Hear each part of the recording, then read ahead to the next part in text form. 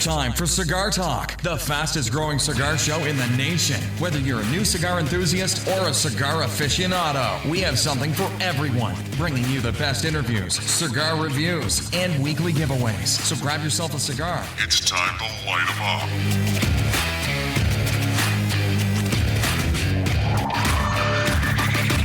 up. Welcome back, Cigar Talk. I'm your host, Rob Jones. We got Bryant Falconer, the co-host of Cigar Talk. How you doing, brother? Man, I'm doing good. Awesome, man. So you just had a birthday. We want to say happy birthday to you. Thank you. Big surprise birthday party yesterday at the Leaf. More than a surprise. Dude, your wife knocked a home run.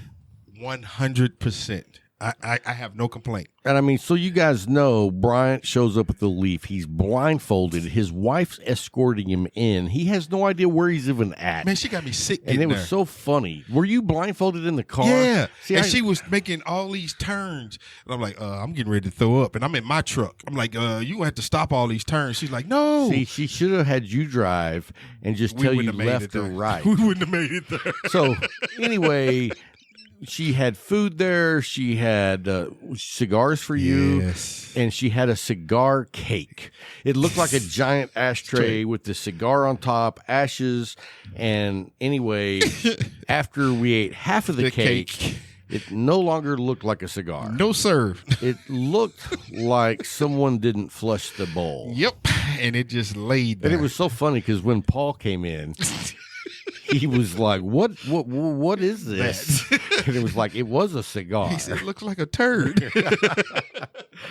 So anyway, man, tell your wife thank you. We had a great time. I have. I continue to tell her that. It was a nice. It was enjoyable, man. It was an opportunity to sit down and then. Dude, and my wife came. Yes. That was the biggest surprise. My wife doesn't get out much. Yes. And anyway. For Miss B to be there, I was like, wow. I said, it's going to snow in Abilene again.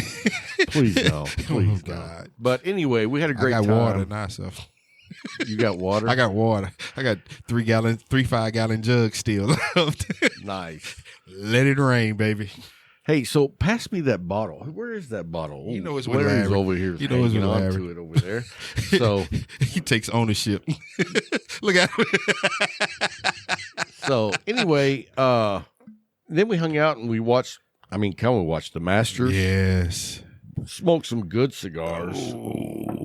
I was smoking the 2014 Fine and Rare. Yeah. And that was a beautiful smoke. I was smoking the Concepcion, and then I had another I can't remember what it was. It was the red label or the blue ribbon or the red ribbon?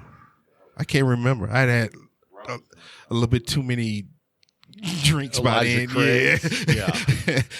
So, yeah. But anyway, it was a great time. Yes. And then I had to come home, take a nap. So I didn't get to stay as long as some other people. But it was a great time, man. Yes, sir. Yes, sir. I truly appreciate it. Thank you, Tiffany. Yeah, thank you. Absolutely. So anyway, let's talk about what we're smoking and drinking. I'm smoking the Almafuerte from Plasencia. I would say, did he forget? Dude, this is a beautiful stick. I told you earlier, you know what? man. I liked these before, but now I'm loving it. That wrapper looked like somebody had slapped a cow and just slit him. Yeah, that looked straight like leather, man. I was like, left look it at out this in the stick. sun Yes. for like 6 years. Look at it, man. That was beautiful. Yeah, it was really beautiful. is. As I say, because he smoked it down. He in the second, third now, and it is. Anyway, and then what are we drinking? Oh, Scott, baby. Old Scout from Smooth Ambler. Man, I'm a big fan. That was a gift from you. You're very welcome. Gift from you. You know, it's funny because I gave it that to him, and I was like, you are going to bring that to the shed, right? And then I was like, yeah, go ahead and take it. And then Larry's like, you might want to think about it. I was like, oh, yeah. Nah, I'll bring it over. And he did. So anyway, yeah. I'm smoking a McAuliffe Sumatra. That's a good looking stick too, man. That's a good looking stick. And you know how I feel about Sumatras. I know you do. And I'm surprised though that you're smoking that ring gauge. I figured, which ring gauge do you prefer on the Sumatra? Not this one, but Jay gave it to me as a surprise. I went and asked for a surprise pack, and it was in there. This is actually the last one of it because it was like 10 sticks in there. Correction, it was 26. I got 20 sticks. And I smoked every last one of them, and I was like, hey, I still got this Sumatra in there. And I went in and I pulled it out. So I'm going to smoke that on the show tonight. But I'm loving it, man. It's different because I never smoked this and ring gauge you get before. some more of that flavor than you do on the other side. Yes. Well, cool, man. Let's talk about the Light 'em Up crew. Light 'em Up The crew. Light 'em Up crew. You guys support the show. You make it possible every week, and we have a amazing community. I mean, dude, we had a Herf Saturday night that was so much fun. And many of the Patreons were in there, and we were all just chatting it up, having a good time, smoking cigars.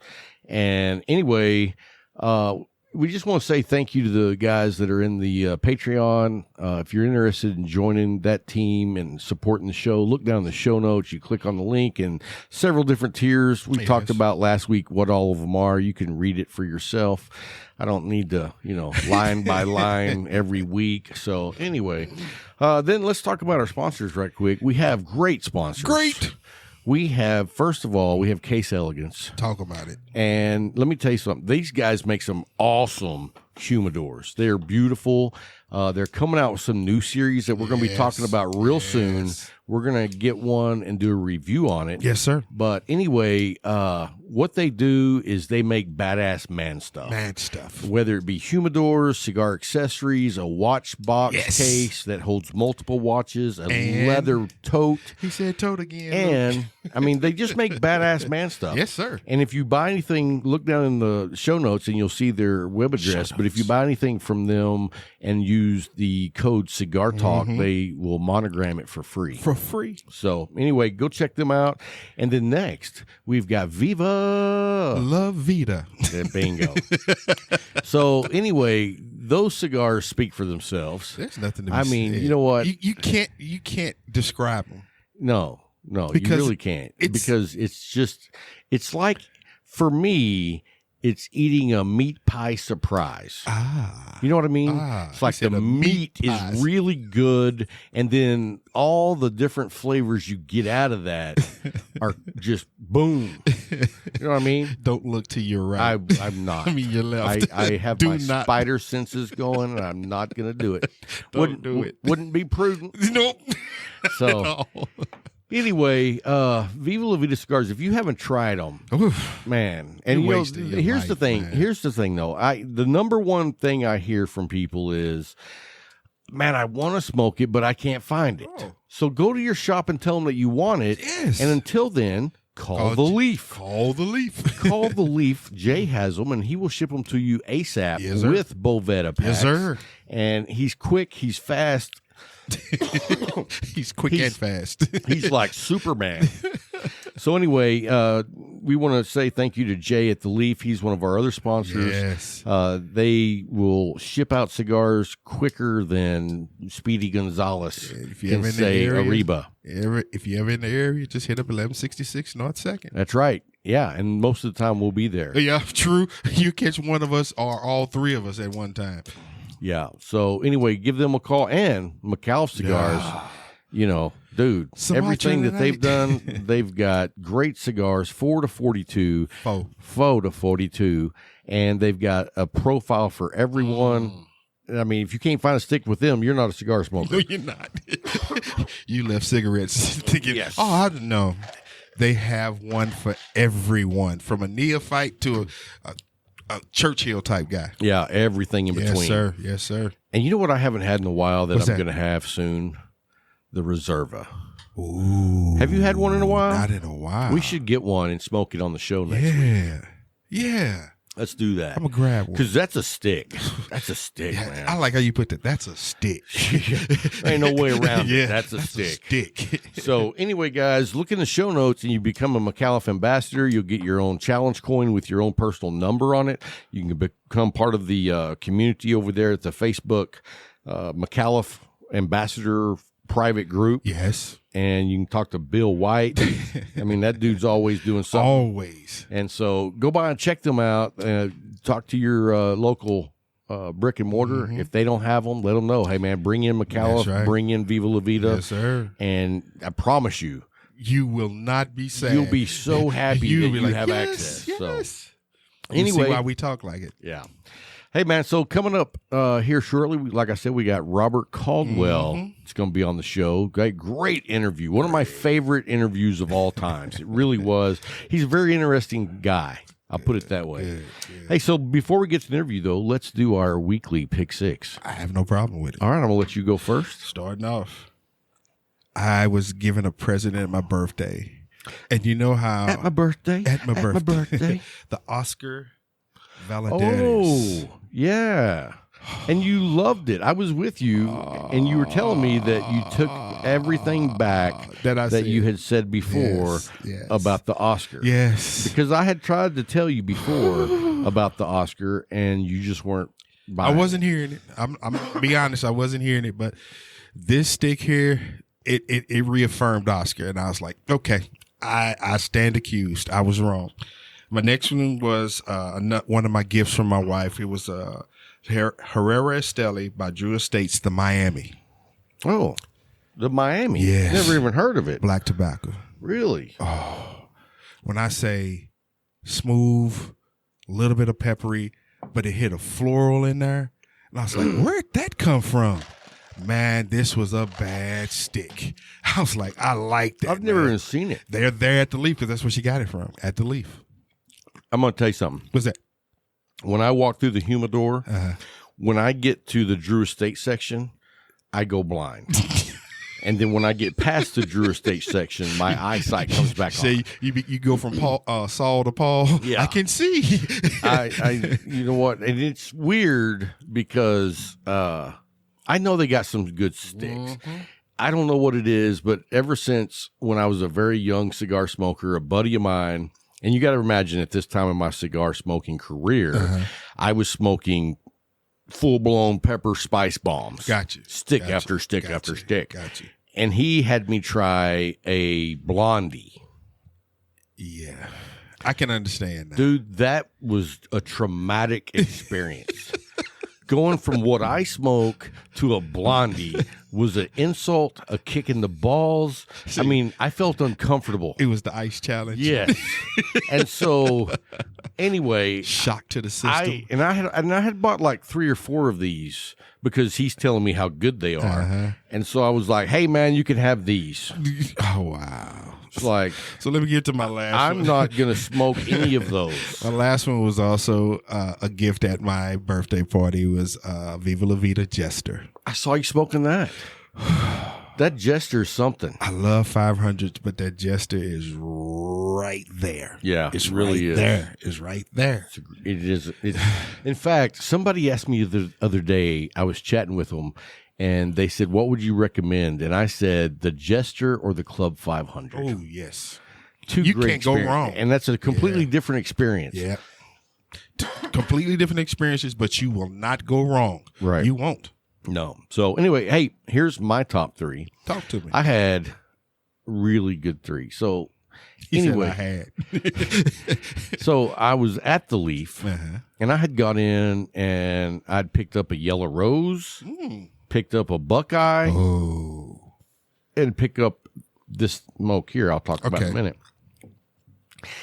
And I forgot what I had to do, but I had to leave. And so as I was getting up to leave, I was turning, and as I looked over here, I saw these 5-packs.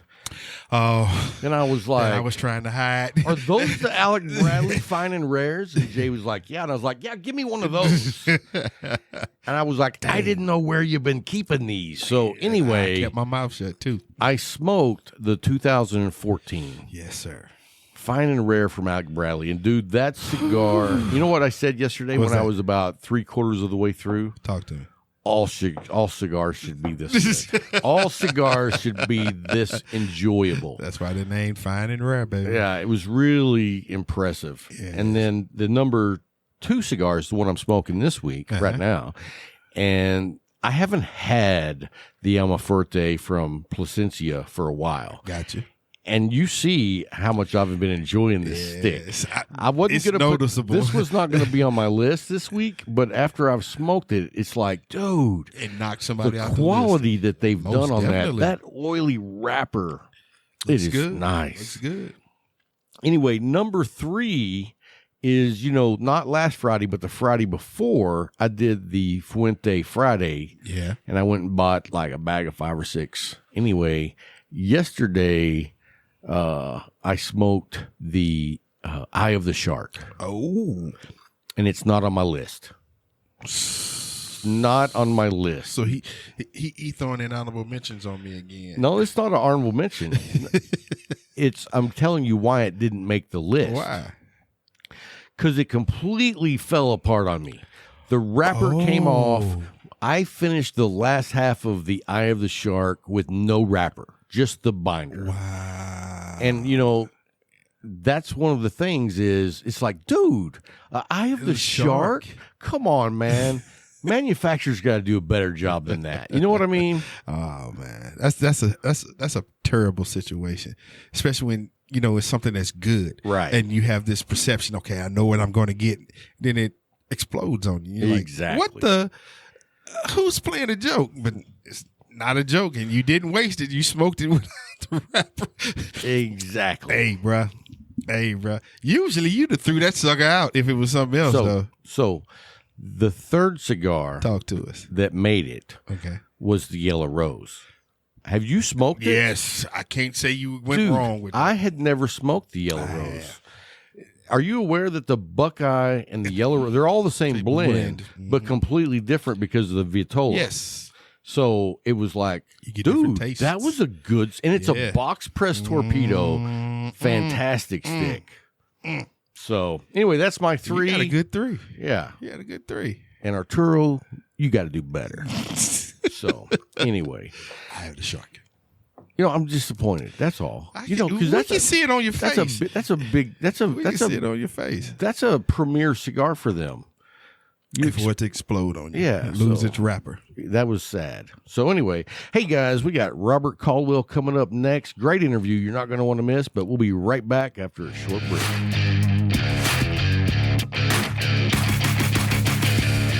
No introduction required, but this is Robert Caldwell. We want to say thank you for coming on Cigar Talk and hanging out with us for a few and letting people get to know you a little bit better.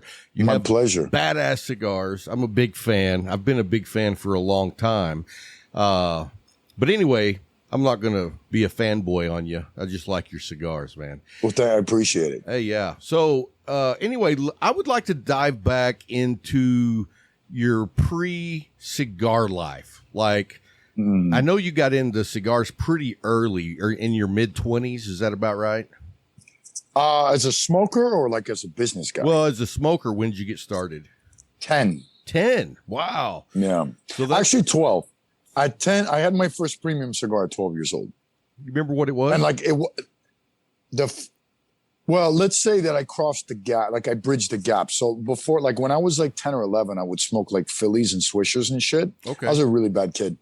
And then the first premium cigar I had was a brand called Bering, Bering, which was like a drugstore long filler cigar. Okay. That you could fit in your pocket very easily because they used to not have them behind the counter. And I remember when I smoked that cigar, I remember the difference actually because I'd been smoking like Phillies and Swishers and stuff. And then, but like, or Tampa, have a Tampa, like the wood tip things. So anyways, when I smoked the first premium cigar, I remember I was in a tree in my backyard, a grapefruit tree. And I was just like, what the fuck? Knocked you and on it was your really ass? cool. Not really. It was a light cigar. It was a real light cigar. And I'd been smoking a little bit before that, like of the, other stuff. Now, mind you, I'm 6'6", and when I was 12, I was 6'2", and I looked kind of old. Yeah, so it wasn't that weird because soon thereafter I'd go and buy them, and people would sell them to me because I looked much older. What looked weird was a 6'2" kid in a tree. You know what I mean? Because they're like, what's that teenager doing? Absolutely. So that's cool, man. So what drew you into smoking cigars? I mean, at 10, 12 years old, I mean, was it just like the cool thing to do? No. I was like, anything that I could do that was bad. Not supposed to, if it was something you were supposed to be doing. Off limits, I did it. So like, I mean, that's, that whole spectrum of shit you don't do, particularly when you're younger, I guess, what I was very attracted to. So, you know, it's like, you can't do that. Then I would do it twice. I was that type of person. So how old are you, if you don't mind me asking?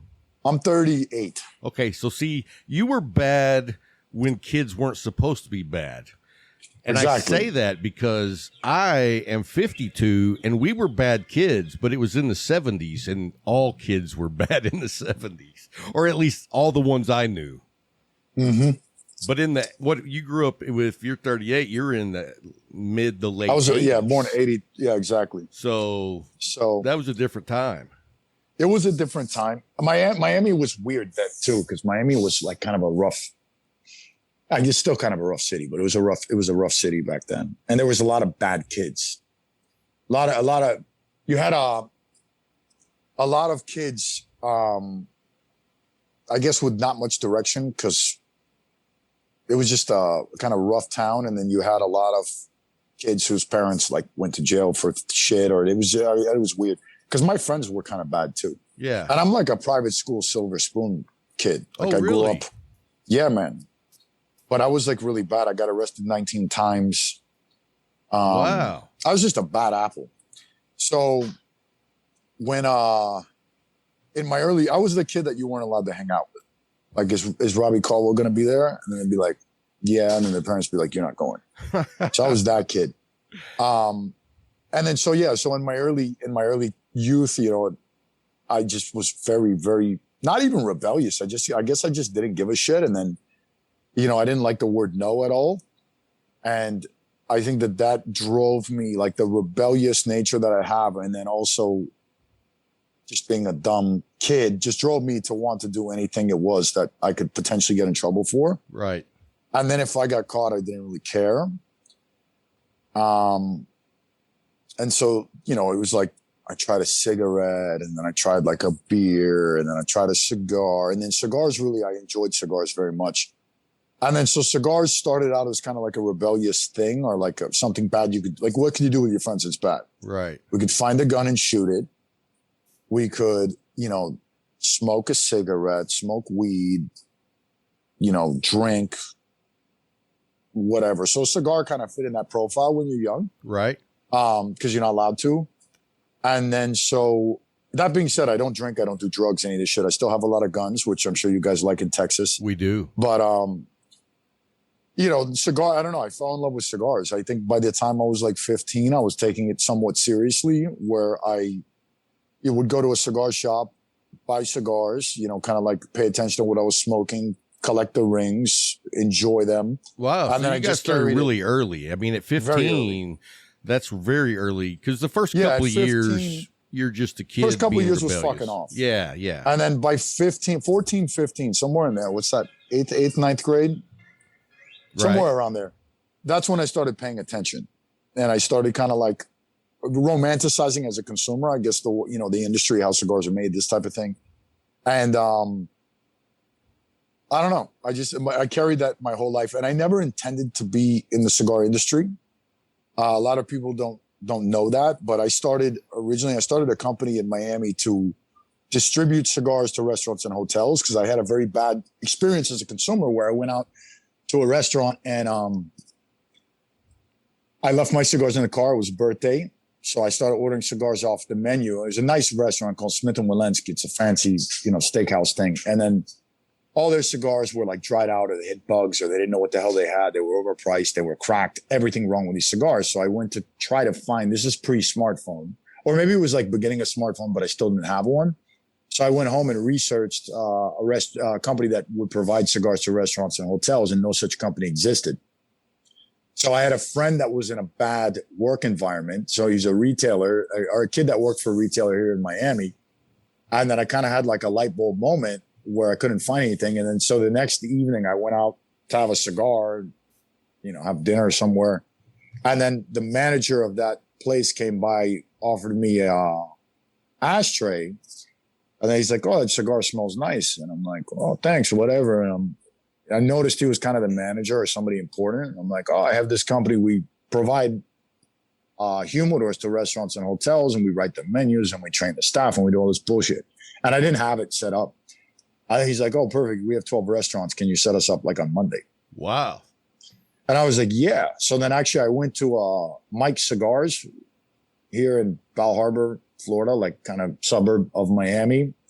Bought a bunch of like quality imports or Cuban crafters, humidors, you know, bought the Romeos, the Cohibas, all that bullshit, filled up the humidors and went and dropped them off. And actually lost money, you know. But it got you in the door. Yeah, it got me in the door. I mean, I bought everything at full clip and then sold it like for less than I paid for it. But I mean, it got me in the door. And then that's kind of how I got started. And then, so from there, at the peak of that business, I had about 150 hotels that we were selling to, hotels and restaurants here in South Florida. And then we were selling in Los Angeles, California, Las Vegas, Chicago. So kind of grew. And then, so from there, you didn't ask me, but I'm telling you. Oh, no, I want to know.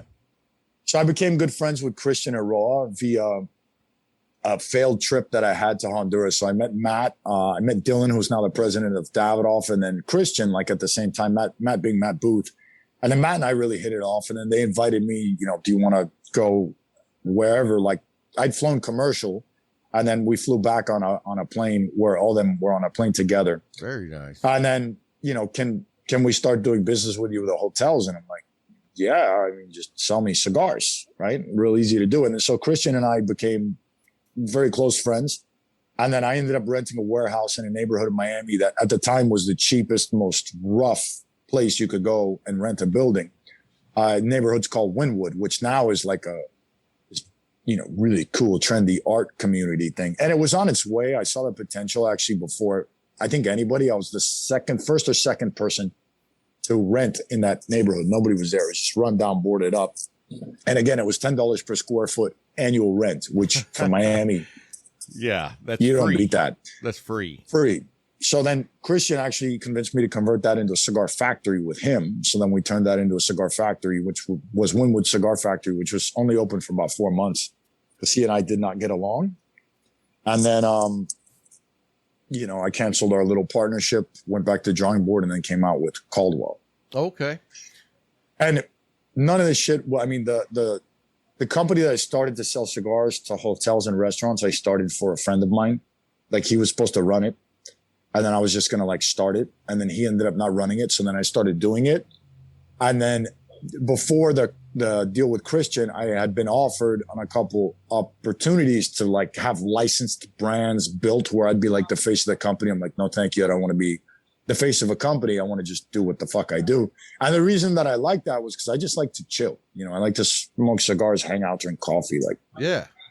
I'm like a good life type of guy, except I don't drink and don't have anything nice. But I like to smoke cigars, you know, drink a cup of coffee, that type of thing. And then even when I built Caldwell, I mean, like, I didn't plan to be the face of this company either. So it just kind of happens, I guess. Well, and I'll say this, though. Your face is not hardly anywhere associated with Robert Caldwell Cigars. I mean. That's very good. Is that intentional? Mm-hmm. Okay. And actually, we didn't put the name Caldwell on any of the labels or boxes for the first 3 years. Well, I am a big fan of your cigars, and I noticed I've never seen pictures of you before. So I was like, this guy's not front and center raking in glory. He must be sitting back smoking cigars. That's the ambition. Hey, well, so far you're pulling it off pretty good. Thank you. How long have you been doing it now? I mean, Caldwell Cigars. This company, 7 years. I think we're turning either 7 or 8, like right about now. Okay. It might be our 8th anniversary. I think it's our 8th. So I also know that you worked a little bit with Drew Estate, with Jonathan. How did all that shake out? That was interesting. So Jonathan came to visit when I had that cigar factory in Wynwood, which, you know, for anybody who's watching this and you haven't seen how that place looked, Google Wynwood Cigar Factory. It's amazing. It's a girl walking over with a box that's too heavy for her, but she's got it. She's almost here. No, she just threw that shit on the fucking ground. Hernando, there's somebody here with a box. No, they're going next door. So he approached me, I guess 6 months into starting Caldwell, and kind of like, you know, we had a strange conversation where he kind of talked to me and he's like, do you know what I'm saying? I was like, I had no idea what this guy's saying, because he's like, you know, I see what you do, I watch what you do, I've been studying what you do. Do you get my drift? And I'm like, no. Then he's like, you know, and then he came over to the trade show. That was on the way to the trade show. Then he came over to the trade show, talked to me at the trade show. Then he's, you know, so many people like seeing what we were doing. Like people were kind of like watching him because he came to my booth and he doesn't leave his booth. And then I came back to Miami. He came back to Miami. And then he's like, let's, you know, set up a meeting sometime. So then I went to dinner with him, and then he said, you know, I want to do something with you. Do you want to do something? I'm like, yeah, I want to do something. He said, well, what do you want to do? I'm like, I don't know. I mean, I don't know. So I didn't know what he meant. I didn't know if he meant he wanted to make cigars for me, with me, or distribute for me, or write me a fucking check. And being Jonathan, did you like, I mean, was it like, you know, we're both cigar makers here, or was it this dude is like a pinnacle of cigar makers? I mean, how was the relationship dynamic up until that point?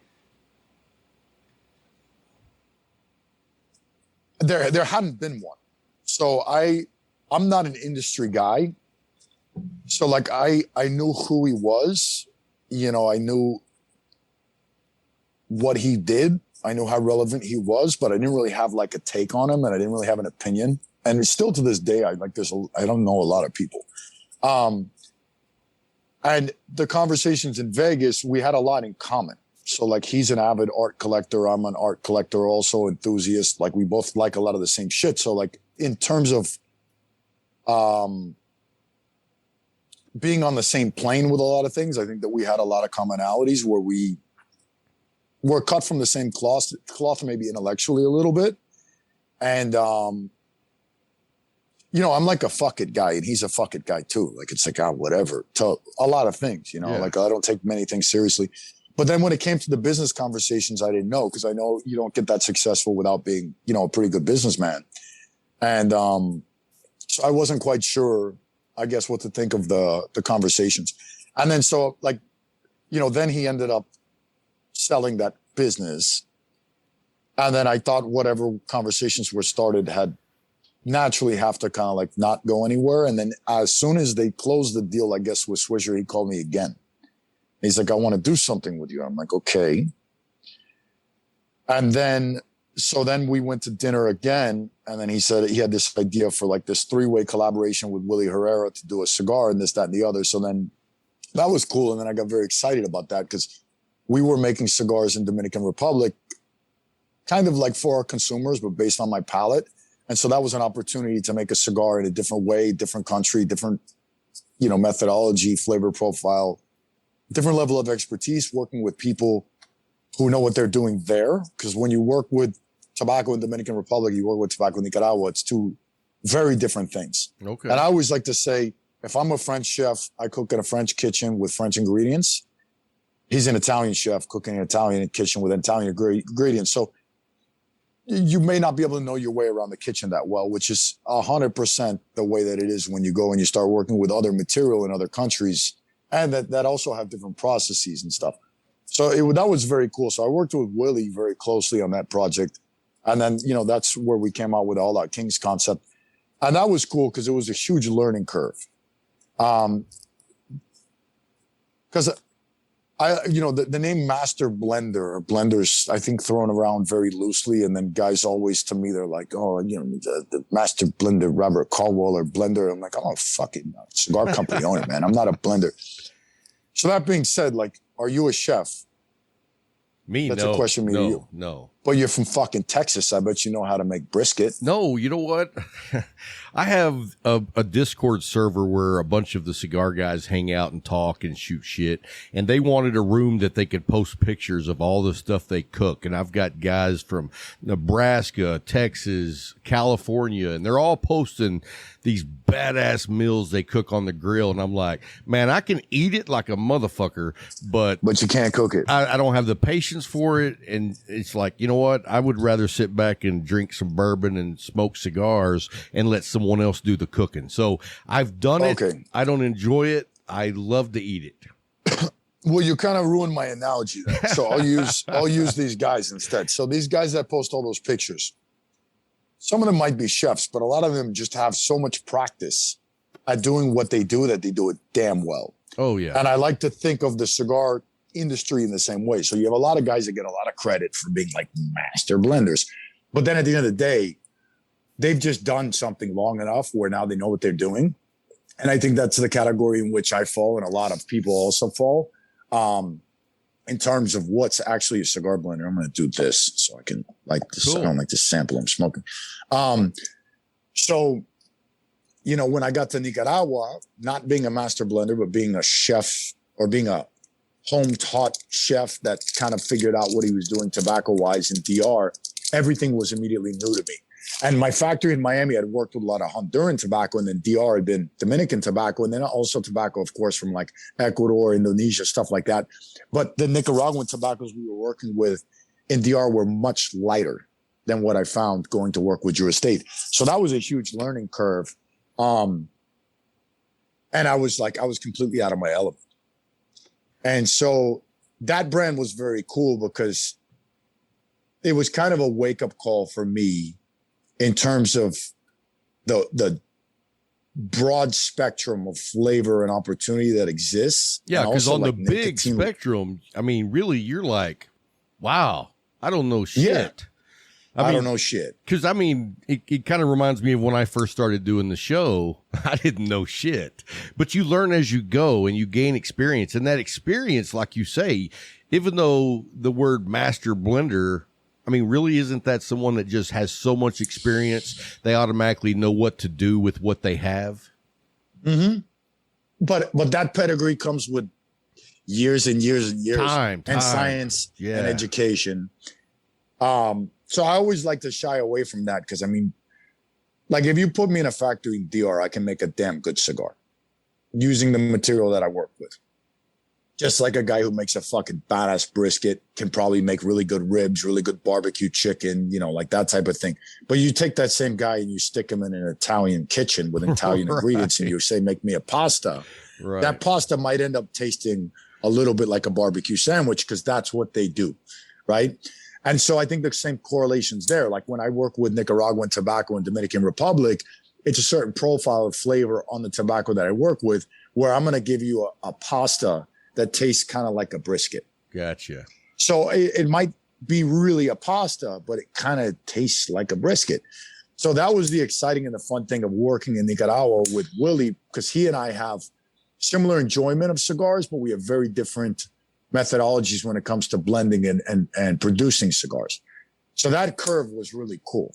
So yeah, so we ended up doing, to answer your 45-minute answer to a quick question. So my question though, after hearing that is, when you go back to the DR, do you take some of the new experiences from Nicaragua and take them back to the DR, and do they work?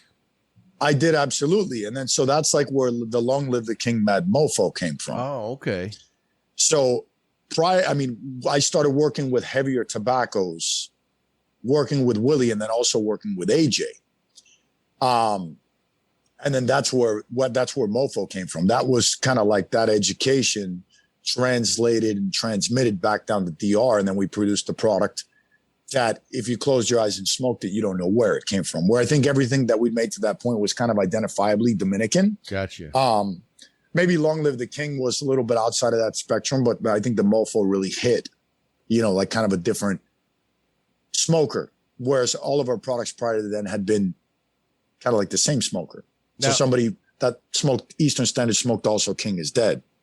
Yeah, and I love those lines. And I remember the first time I was in a shop that had the King version with AJ Fernandez, and I was just like, whoa, I didn't even know you worked with AJ. So that was like, I got to get some of those. Yep. And so how did that come about, working with AJ Fernandez? That's an even better one. So Matt Booth and I have been very good friends for, since that trip to Honduras, which was 10 or 12 years ago, whatever that was. And so Matt left the industry. He was, of course, with Room 101 with Davidoff distribution.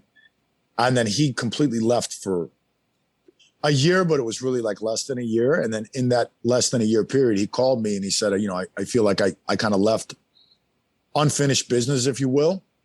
And so he wanted to do a farewell project, which was going to be hit and run. Okay. So that was kind of like his grand, like, okay, I left, but here's a little something. And then so when we started working on hit and run, his juices started flowing again. So he was out for like 6 months, and that was kind of the hook, I think, that brought him back in. And then he started researching, stuff and, okay, what can I do?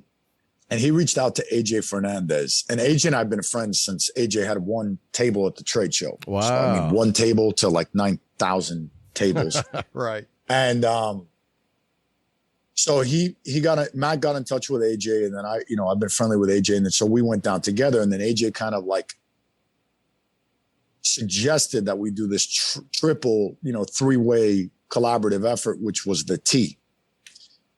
And then, so on one of the subsequent trips that I went down, AJ had requested me to bring some of my cigars so that he could smoke them.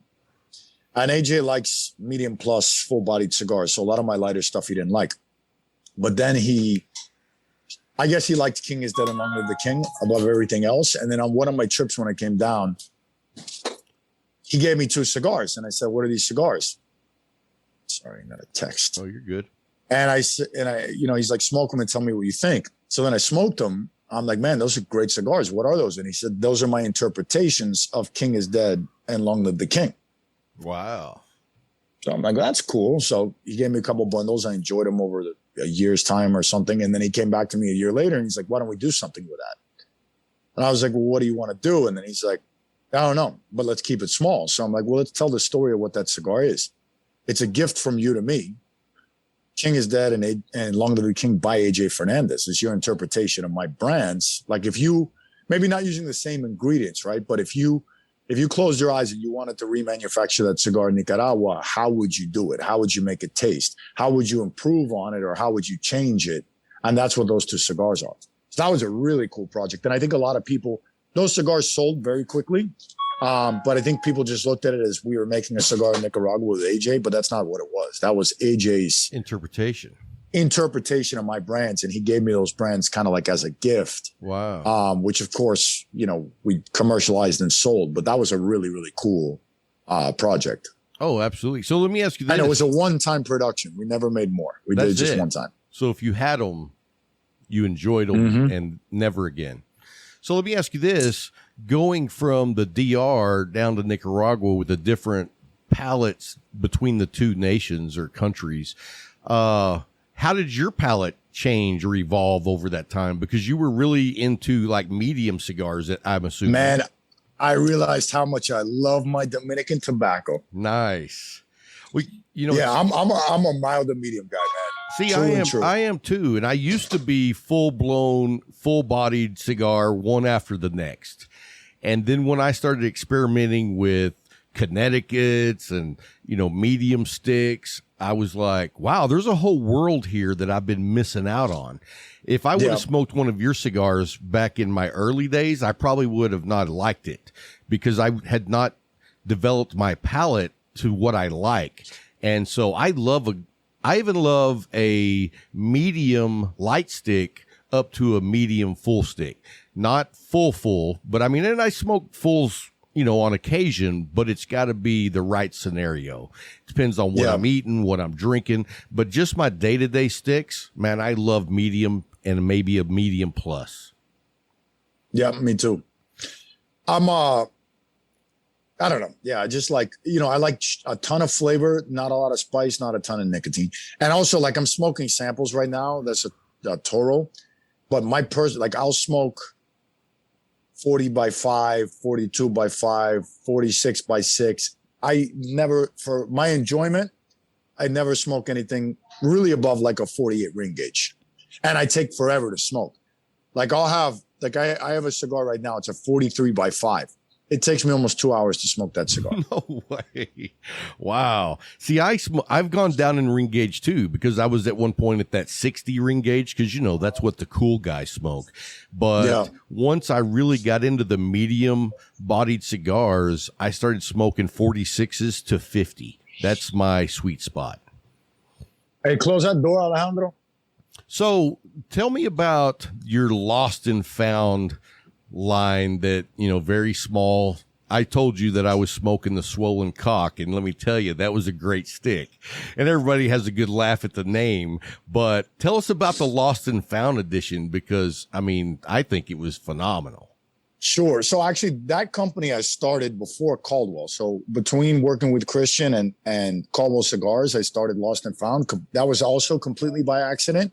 Like I said, I like mild to medium cigars. So, and then I like to find shit that's really aged, because aged cigars to me are something very special. So whenever I'd go to somebody's factory, I'd kind of like look for the shit that had like the yellow paper in the aging room. So most of those bundles go into white paper if they're paper wrapped. And then over the course of time, they turn darker and darker yellow as the oil gets absorbed in the paper. So I'd kind of like look for goodies. And then some manufacturers that I work with and have worked with, there was things that they had that I liked that they'd stop making. And then I knew that they had some stuff there. So I'd always be like, hey, what happened to this cigar? And it's a really great way to get good shit, because you just say, oh man, I really love that cigar you used to make. And then when you leave the factory, like they give you a bundle. So I did that with a manufacturer. And then I went to visit Tony Bellato, who owns La Barba, who's a friend of mine, who he had been manufacturing with me at the Winwood factory with Christian, or blending at least, manufacturing in Honduras. And he and his dad smoked these cigars. And they're like, what the fuck are those cigars? And I'm like, they gave me the cigars from the factory, just old cigars. And they're like, what do you mean? Like, how many are there? So we bought them. Not a lot of cigars, a couple thousand cigars. And then Jacqueline Sears, who worked for us as our head designer, and then actually went on to work for Drew Estate, and then now out of the industry, she came up with like these wacky concepts, which were pepper cream soda. There was one called One Night Stand, and there was one called Lost Reserve, which was a Lancero that was just fucking amazing. And that was 50 Lanceros, by the way. So there's only 50 of that cigar. Yeah. One Night Stand, I think, was like 500 cigars, and then Pepper Cream Soda was like 500 cigars. That was the like original batches that came in. So, really small quantity. And then when we launched Caldwell, Tony called me and he's like, man, like people found out about these cigars. They bought all these cigars from me. So we started bringing in more stuff, like aged stuff for Lost and Found, and coming up with quirky ideas. So it was always kind of just a fun thing. And I'm a very creative person. So I like, if I'm not creating something, I'm bored as shit. So give me something. Give me something to edit, or give me a concept that I need to do, or I got to make a new blend card, or I got to make a guarantee, like whatever the fuck it is. If I can create something, I love to do it. And it doesn't matter what it is. Like my little sister has a CBD company. And then so I helped her like with all of her branding and marketing material. And to me, that's a hobby. I really enjoy it. So that became a good outlet for me to do that. And then over time, of course, sales got more and more, and it turned into a kind of real thing. And then last year we pivoted very heavily into charity.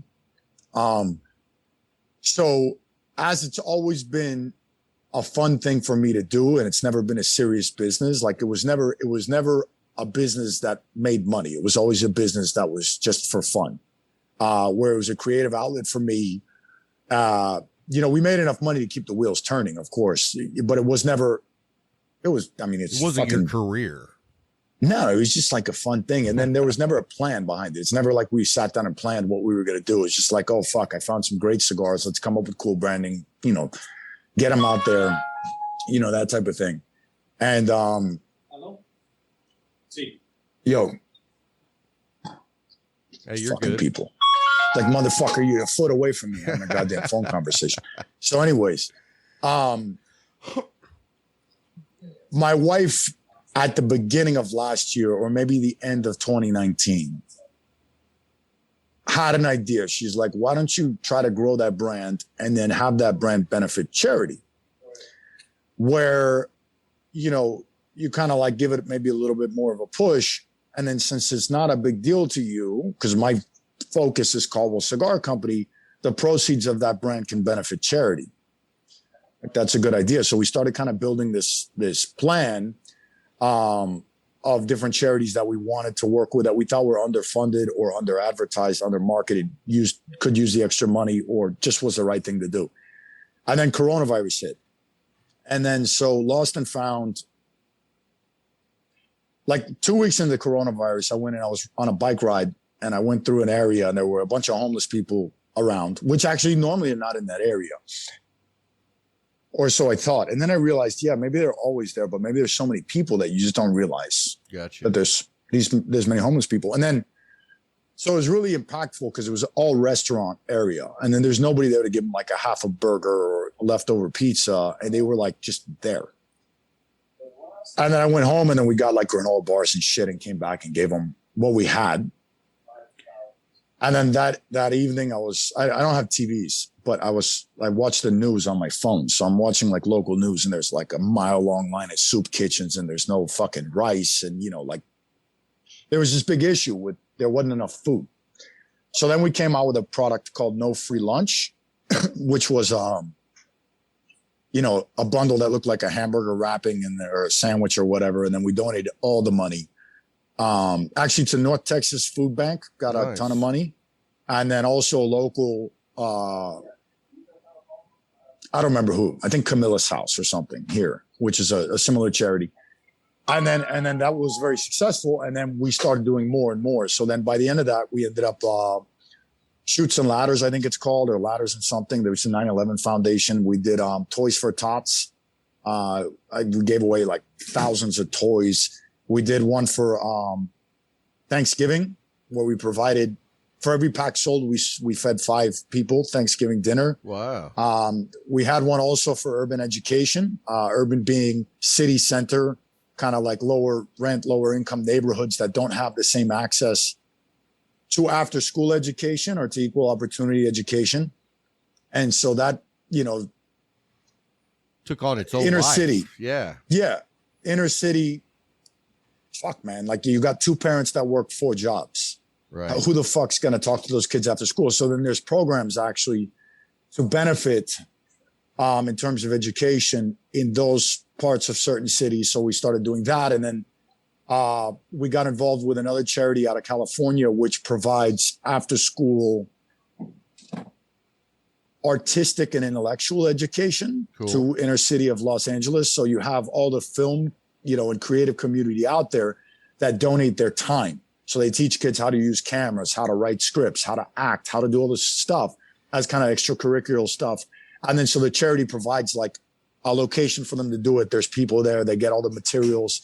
So we started working with that charity. So a lot of really cool charities. And then by the end of last year, I don't know what the number is, and I don't like to talk numbers when it comes to those things, but I know we fed well over 100,000 people, provided education to like tens of thousands of families, huge impact with 9/11 Foundation. So we did a lot of good with that product, and we continue to. So right now we have another one that's coming out that's going to Camila's house locally. We're going to do one also that's very cool. I don't know when. I just found out about these guys the other day, but you got a lot of homeless people that have dogs. Yeah. So imagine the only thing you have in your life is a dog. That's it. Yeah, man. And then so you go to a shelter and you got something wrong with you and you need to see a doctor or you need a shower. What happens to your dog? So these guys tie their dogs to like a fucking tree, but they won't do it because that's all they have. So they never go in. So there's a charity that started here in South Florida that when the person that needs help goes into the shelter, they take the dog, they wash the dog, they groom the dog, they feed the dog, they give it, if it needs shots or if it has worms, they treat the dogs. And then they put the dogs into like a doggy daycare system where the person can feel comfortable leaving the animal. And then the animal gets the treatment that it needs while the person gets the treatment it needs. And then they come back and they take their dog and then they continue on. So that's super cool. So we're going to do that one later this year. But that thing took on a life of its own. And the impact, I think, of that brand, hopefully, when I die, it'd be amazing if that thing continued and it was just a machine that continued to just produce for these things, which is, I think, a very cool thing. So that's actually going to probably turn into the thing that I'll be most proud of in my life is, I think, building that once it gets to where it should go. That's very cool. And the cigars are fucking good. Oh, yes, I attest to that. So let me ask you this, like when you were younger, I mean, speaking of the kids, you were what you said in your own words, a bad apple. I'm not saying that, but so does that give you even more inspiration to help these kids who don't have a shot? You know what I mean? And I mean, 100%. It's not that they don't have a shot, but they don't have the same resources to what we had growing up. And so, I mean, 100%. That's awesome, man. That's real awesome. Yeah. And actually to take that a step further. So, I mean, I'm a recovering drug addict also. I'm going on 20 years, I think right now. And luckily, again, I had resources to where I needed to go to rehab. I got sent to rehab, this, that, and the other multiple times. I think I went 5 times or 6 times. But I was able to get the treatment that I needed. And then I had drug problems that stemmed from real problems, right? So people don't go out and just say, I'm going to become a fucking junkie. There's something wrong with them.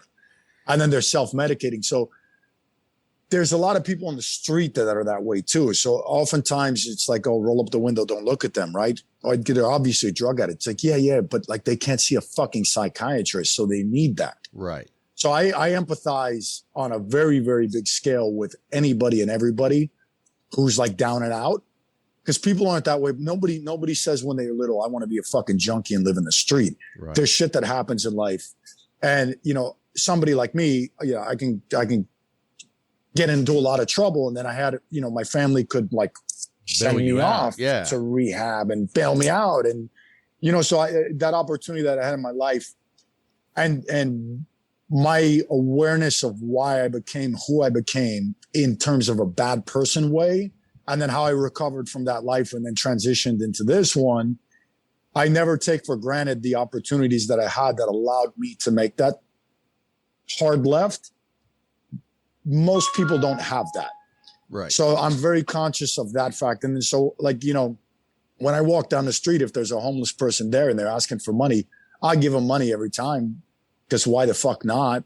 Yeah, I do too. I you know what I personally see that's their job. They get up every day and they go do their job.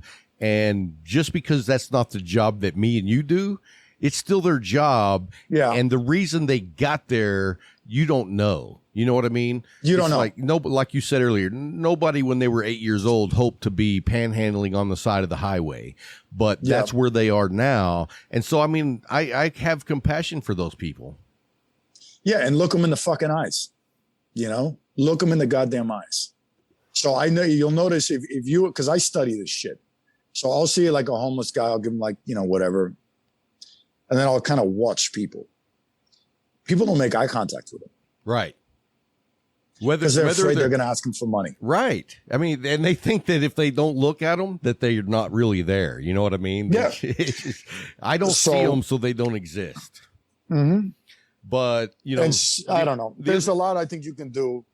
And by the way, like, I'm not that type of person. I'm very weird because like, there's things about me that I guess by like definition of who I am, don't make sense. And that's one of those things. Like I'm a very conscious person. I think of those things. It's good to be, because I'm like a super fucking asshole.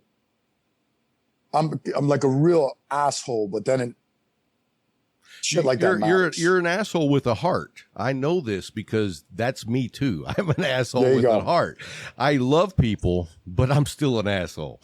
But, it was funny because the other day, me and my wife were going somewhere. I don't remember where it was. And there was a homeless guy or panhandler on the side of the road. And I usually keep my console with, some cash because I normally don't carry cash with me, but I always keep some in my car so I can give it out.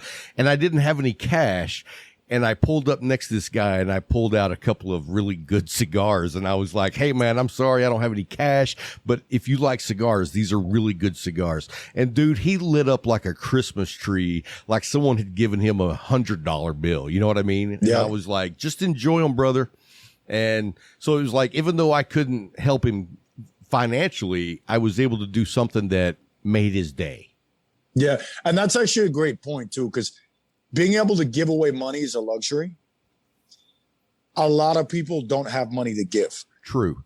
And that's actually where the argument for creating a business that could generate money to give comes from.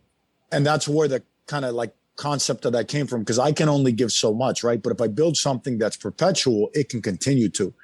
But to your point of giving away something, it doesn't need to be a cigar. It doesn't need to be $1. It can be looking at them, right, saying hi. So humanizing people that are down and out. That, I mean, the other day I was downtown Miami, and I had nothing on me. I didn't have, like, I fucking had nothing. And there was a lady, like, could have been my mother on the street. She didn't ask for a dime. I walked by and I always look at people, and I looked at her and I smiled. Light was red. And I'm like, instead of just like, I looked at her again. I'm like, how's your day going? She's like, oh, it's pretty good. How's your day going? I'm going, it was good. Or what? I mean, how much you have nothing in common. So what can you really talk about at that point? But it was like 20 seconds. And then I went to walk and she said, hey. And I thought it was, hey, can I have $5? Right. And then I would have been apologetic and, I look like an asshole, but I don't have it. And she said, thank you. And I said, thank you. And then I just kept walking. And the thank you was, thank you for acknowledging me. Thank you for saying hi to me. And I think that's a huge thing too, is that, charity is one thing, but it's an entire different thing to just be aware. And then remember, like, people need much more than money. People need to be acknowledged. People need a smile. People need all that type of shit. And then I think, I don't know. Well, that kind of circles back around to the cigar community.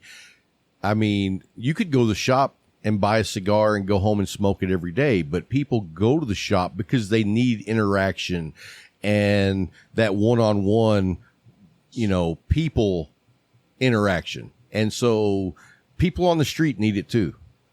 Yeah, 100%. So cool, man. Hey, so let me ask you this. What do you got coming out that nobody knows about cigar-wise?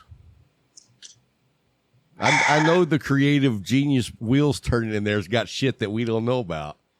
We have, well, I'm not going to tell you what it is, but we're going to be doing through this year a quarterly releases, limited nature. Nice. So we have one actually rolling in a couple weeks that I haven't mentioned to anybody. I'm not going to tell you what it is, but towards the end of the month, we have a limited production release of one of our core brands. That's going to be super cool. Okay. Super cool. Well, I'll be looking for it. Yeah. And then we have, Anastasia, we had Anastasia, and then we had Anastasia like part 2. And then, so Anastasia part 3 is coming. So Anastasia, we ran out of about a year ago. And then we've been having a lot of demand for it. We were always going to add it back, but Anastasia, like when the tobacco's gone, it's gone. So the first one was 30,000 cigars. The next one was 100,000 cigars. This one's going to be about 100,000 cigars, 120. But then when they're gone, they're gone. So it's smaller batches of tobacco, making the best cigar we possibly can. And then when they're gone, they're gone. So the first one lasted about 2 years. The second one lasted about 2 years. This one will probably last maybe a year and a half. So we'll be reintroducing that, which will be a different blend. Similar look, like same packaging, presentation, stuff like that. It's different second color label. So that should be towards the end of the summer. And then we do have one additional core line extension. So we're going to be adding a Nicaraguan addition to one of our lines also. Okay, cool. So let me ask you this. How do you ensure quality as you grow? Because I think a lot of cigar companies, as they've grown, have missed that mark. And I got to say, all the Caldwell cigars I have been spot on as far as construction quality goes. And if your cigar doesn't have good construction, I don't care how good the blend is, I'm not smoking it. You know what I mean? How do you guys maintain that level of quality of construction that you do? Well, thank you for the compliment. It's been a learning curve, to tell you the truth. So when we started, we had outstanding quality out of the gates. And then we had actually some issues earlier on. So we had some cigars that were having an issue. And then we worked closely with the manufacturer that makes the most of our product, which is William Ventura and DR, to try to say, hey, okay, exactly that. Like, we're going to grow, but we need to make sure that we continue to have the same quality we have. And we were able to kind of iron out, I think, within the first year, those issues that we'd had, because we did have some issues. We just had cigars canoeing and burning down the middle here or there. And then, so we were able to tighten up manufacturing from there. And then moving forward, as we expanded, we flexed into a much bigger company. We had all of our Caldwell stuff. We have, of course, all the La Barba stuff that we distribute and then manufacture in our facility. We took on Room 101. We had, of course, the collaborations with Room 101. You know, we had third-party manufacturing via Blind Man's Bluff, Connecticut, Blind Man's Bluff, Honduras, you know, All Out Kings, the tea, all this shit. So to keep our eye on the ball, we actually tightened up our portfolio a little bit. So some of those were limited editions and then some of them weren't. And then we kind of just drew back and just, you know, really like have reconfigured what we do as a company and given more attention, again, with wanting to maintain the quality that we've been able to deliver, because we realize if we go too broad, we can't. Right. So I had a conversation actually with somebody yesterday, and they said that one of the retailers had mentioned, oh, you know, does he care about Caldwell anymore? Because he's giving all this attention to Lost and Found. And I started laughing. I'm like, man, I find the fucking cigars. Jacqueline designs all the goddamn things. Like, I don't do shit. Right. You're the treasure hunter. Yeah. Yeah. People send me shit or I find shit. I smoke it. I like it. I buy them all. You know, I send down packaging instructions via email. Jacqueline does all the design work. She orders the stickers and the labels from the factory. You know, somebody puts together a sales sheet and it gets done. I mean, I'm hands off pretty much with that project. But the illusion was, or the assumption was, you know, okay, we're posting a couple of pictures. God, they're dedicating their time. And I was like, well, that's an interesting thing. I do understand how that could be misinterpreted. Yeah. But then they said also, no, but the thing is, Caldwell hadn't released anything in 2 years. And I was like, well, no shit. And I said, but here's what's happened over the last 2 years. Like, we've tightened up our portfolio, but at the same time, our sales have grown. So Eastern Standard King is dead, long live the king. We've increased production and we've increased everything dramatically over the last 2 years. But that was also planned, because when we started with those brands, we had ceilings as to what we could manufacture. And then we had to start growing horizontally because there was only so much wrapper for Eastern Standard. There was only, like, all those were capped in terms of production capabilities. But then they also started growing more of some of the tobaccos that we use that are more unique, to where we knew we were going to have the opportunity to make more cigars in the future. So seeing that was coming 2 years ago, we started tightening up our portfolio and eliminating some of the things that distracted us, and also some of our footprint of our core lines, and making it more narrow, anticipating that last year, 2020, thank God we did well last year, because it could have been a bad year, a very bad year, because we had all this extra tobacco we purchased, knowing that we were going to be able to ramp production. But it was just that. It's like, tighten it up, and then you're selling more vertically and less horizontally, because we started to eliminate and tighten up our portfolio. So it's been really like kind of like a give and take, like, you know, little adjustments as we go in terms of what we sell, when we sell, how we sell, who we work with, you know, what the factories are doing, this type of thing, to try to maintain the quality of the brand. So if you took, like, you know, our sales were like this, you know, wide, now you take it and you turn it like this. Gotcha. So it's additional volume, greater sales, but on a much more narrow spectrum of total goods that we make. Yeah. And then now that we've gotten that done very well, now it's time to add to that portfolio and pick up some of what we lost. So, you know, the tea, we actually kicked that out as a licensed brand. So that's with a third party now. But we had AOK, we had the AJ products. Those all did really well. But then we did Blind Man Maduro. And then we did the Mofo, which are fuller bodied selections that we make. So now we plan to add to that. Okay. And continue to make fuller bodied to replace some of the partnership brands that we'd had prior. So all of it was like kind of a scientific, mapped out concept, but we have to make sure, and again, thank you for your compliment, that as we grow vertically, we maintain the quality of what we're doing, but we can't grow vertically and horizontally at the same time. Right. So vertically, then move a little horizontally, then vertically again, then move a little horizontally. Because I think that when we were very, very horizontal, we had too many fingers in the pie. Too many, yeah. Yeah. And I think we saw the writing on the wall where, okay, we need to tighten this up if we're going to continue to grow with our core brands. That's good, because I think a lot of companies miss that, and they try to go too horizontal, too many you know, facings, and the next thing you know, you've got issues with different facings because there's too many people involved. But I think that's exactly the way you got to do it. And not that I am any guy that knows how to do things, but it makes sense to me. Yeah. So I got one last question before I let you go. and I don't know the answer to this, so I'm going to ask you, and then I'm going to ask you a follow-up question, has Caldwell Cigars ever been in the top 25 of Cigar Aficionado?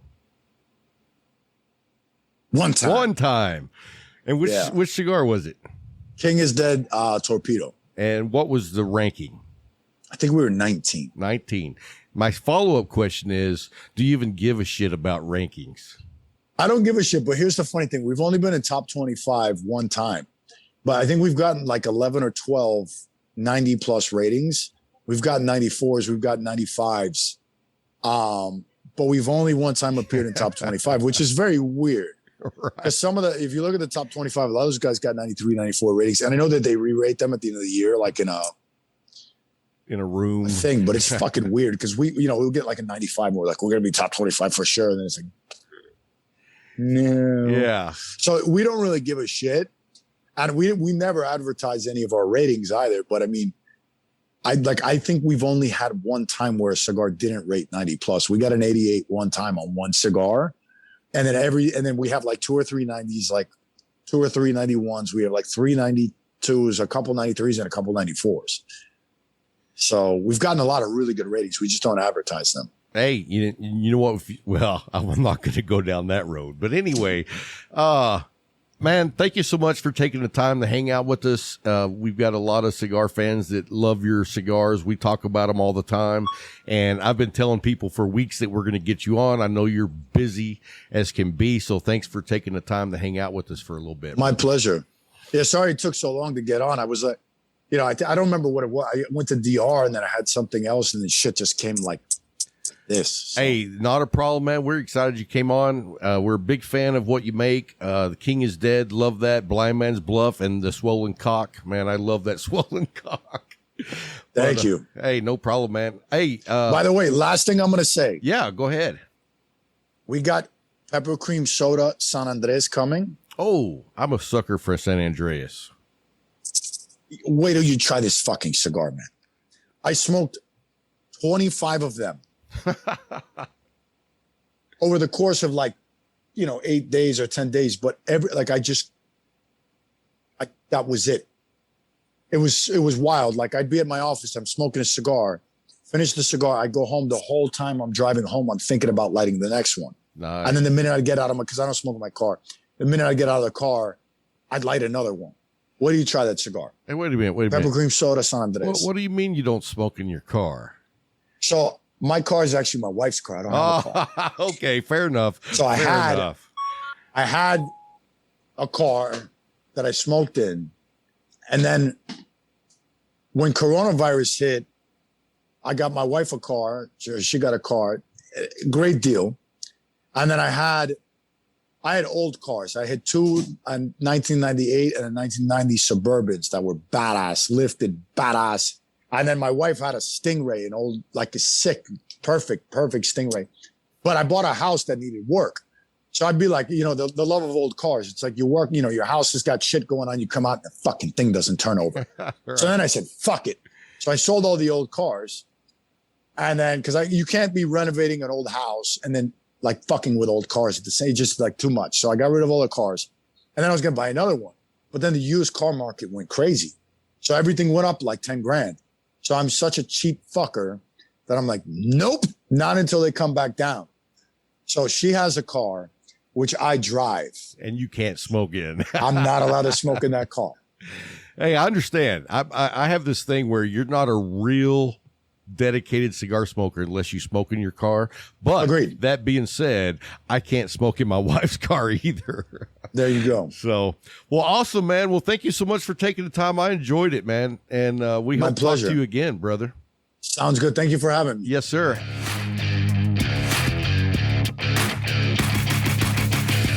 Hey guys, hope you enjoyed that interview with Robert Caldwell. That was a blast, dude. He is just, like I said, one of my favorite interviews of all time. And anyway, I'm wanting to try to set up a conversation with him about something a little bit later, and I'll be spreading some news about that. Okay. Hopefully soon. One way or the other. One way or the other. You're gonna talk about one it. way or this or another. Yeah, that doesn't match up. Nope, not at all. So anyway, What's been going on with you this last week? Hey, the party. The party. And you turned a year older. Yeah, thankful. What does that do for you? Nothing. I woke up. That's the way I look at it, man. I was just like, dude, when I hit 52, it was like a rock just landed on top of my head. And you know what? It's like 51 wasn't nothing. 52, it's like, who is standing on my back?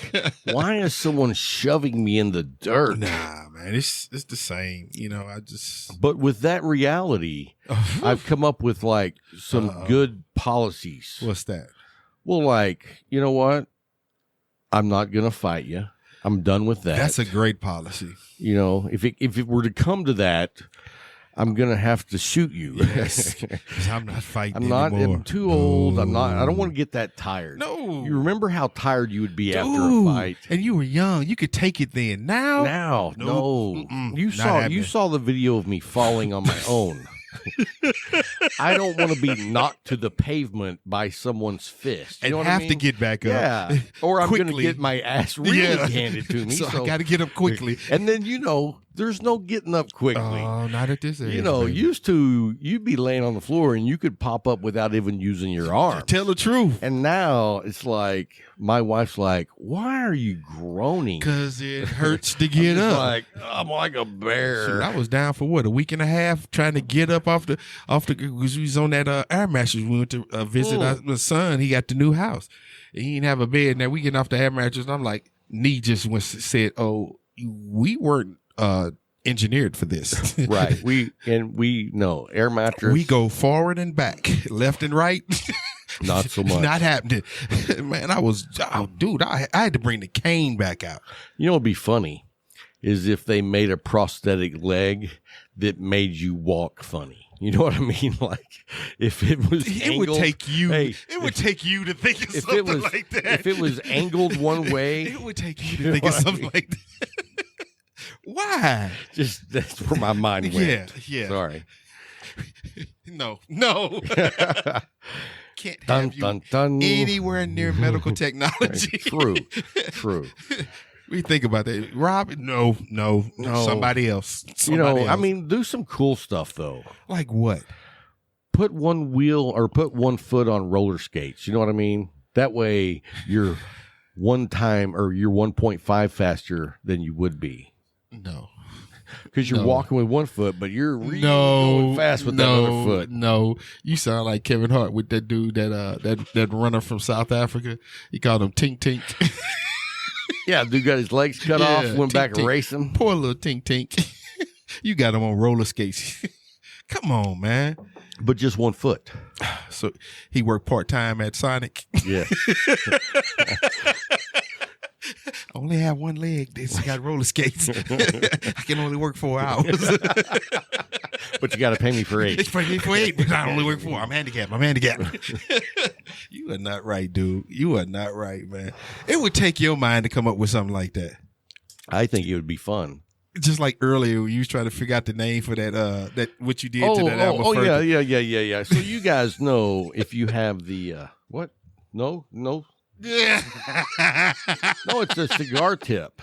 He said the producer's like, nope.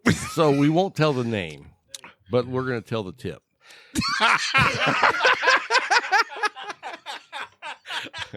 Okay, maybe we shouldn't. I may not be sober enough to pull that off. Yeah, because there's no way you're going to navigate around that. I've just got one word, and then I'll let it be. Oh, Lord. Nipcision. You can figure it out. So anyway, Goodness, hey man. guys, that's going to wrap up this week's show. I hope you enjoyed the interview with Robert Caldwell. Yes. Try all of the Pick 6 this week. Yes. And if you're watching the YouTube video, smash the like button.